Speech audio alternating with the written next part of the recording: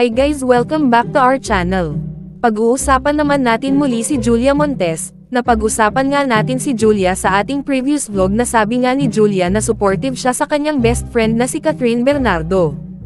Napag-usapan din natin na pinuri ni Julia ang kanyang co-star na si Alden Richards. Meron ngang upcoming movie si Alden at Julia na 5 Breakups and a Romance at mapapanood ito sa October 18 at sana ay panoorin natin ito. Excited na nga ang mga fans nila Julia at Alden at madami ng reservation sa sinihan para sa block screening ng movie.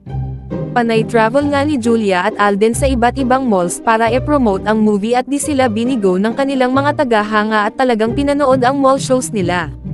Sobrang dami nga ng tao sa mall shows at naluhan naman si Alden dahil di siya makapaniwala sa overwhelming support ng fans nila. Ang sabi ni Alden, "They deserve the credit. If not for them wala po ako kung nasaan ako ngayon." Ngayon nga ay mas nagiging close na si Julia at Alden. Bilib nga tayo sa kanilang teamwork para i-promote ang kanilang movie at sana ay i-support natin ang movie nila.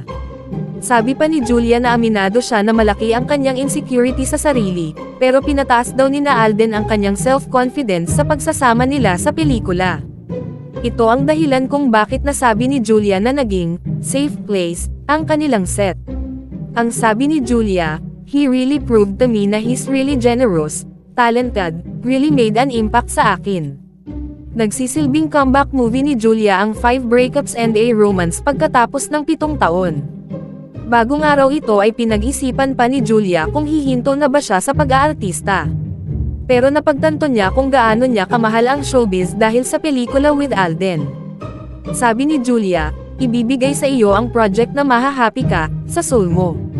Sa ating mga kababayan sa October 18 na nga ang movie ni Alden at Julia na 5 Breakups and a Romance at sana ay panoorin natin ito. So ano say ninyo dito guys? Comment your thoughts below and don't forget to subscribe to our channel.